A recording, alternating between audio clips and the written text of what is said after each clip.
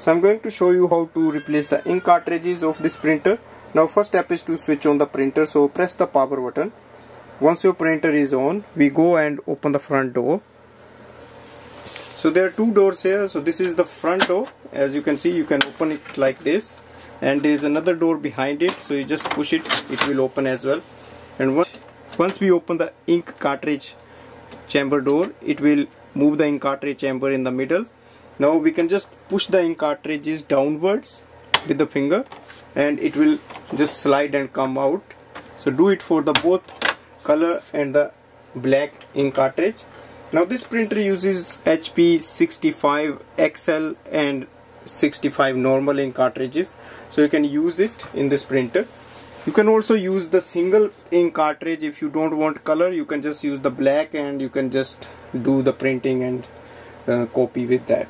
Or if you want, you can just only use the color ink cartridge, and that will work as well.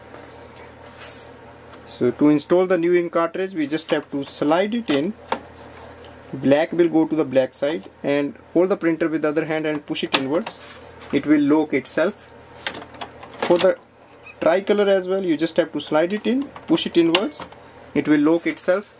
Now we can close the ink cartridge chamber door. Also load A4 size sheets at the rear paper tray.